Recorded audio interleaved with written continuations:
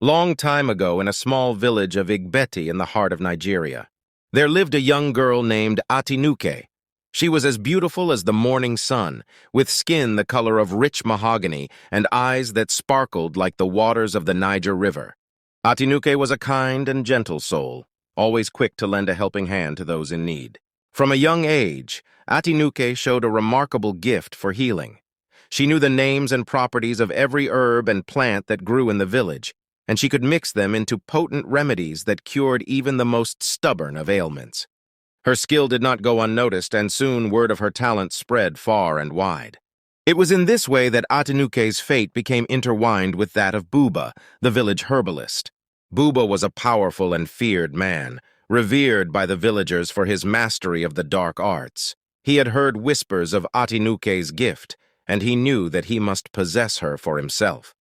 One night, as Atinuke slept soundly in her humble hut, Buba crept in like serpent in the darkness. He cast a powerful spell over her, rendering her unable to move or cry out. Then, with a wave of his gnarled hand, he whisked her away to his lair deep in the forbidden forest.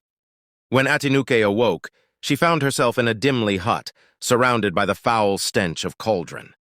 Buba stood before her, his eyes burning with a hunger that chilled her to the bone. "From this day forth you belong to me," he hissed, his voice like the rasp of a rusty blade. "Your gift is now mine to command, and you will serve me as my wife and apprentice, or suffer the consequences." Atinuke was horrified, but she knew better than to defy the herbalist's will. For years she toiled under Buba's watchful eye, forced to brew foul concoctions and cast dark spells that twisted her once gentle heart. She longed for the day when she might be free of this cursed existence, but that day seemed to grow more distant with each passing year. In time, word of Atinuke's disappearance reached the ears of Adamu, a brave and noble warrior who had long been enamored with her beauty and kindness.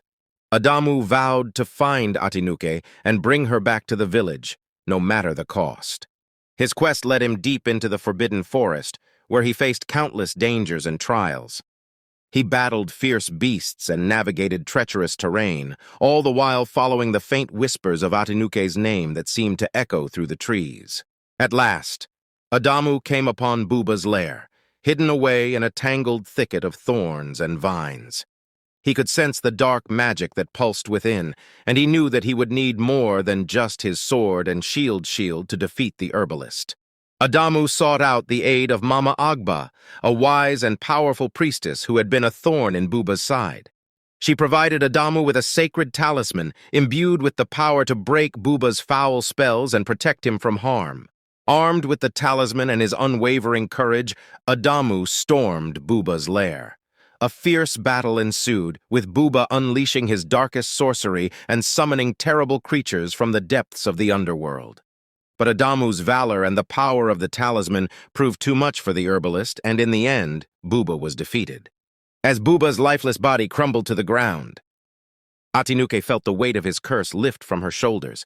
She wept tears of joy and gratitude, embracing Adamu as her liberator and savior. Together, Adamu and Atinuke returned to the village, where they were greeted with cheers and celebrations. Atinuke's family rejoiced at her safe return, and the villagers marveled at the bravery of Adamu, who had faced down the dreaded herbalist and emerged victorious. In the years that followed, Atinuke and Adamu were married, and they dedicated their lives to the service of the village. Atinuke's gift for healing blossomed once more, and she used her knowledge to craft remedies that brought comfort and relief to the sick and ailing. Adamu became a respected leader and protector of the people, using his strength and courage to defend the village from any threats that arose.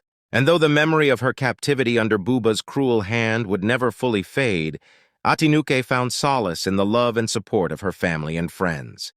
She had emerged from the darkness a stronger and wiser woman, her spirit tempered by the flames of adversity.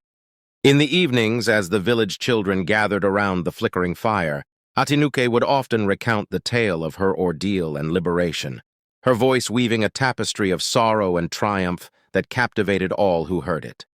And in those moments, the villagers would look upon her with reverence and gratitude, for she was living proof that even in the darkest times, the light of hope and courage could never be extinguished.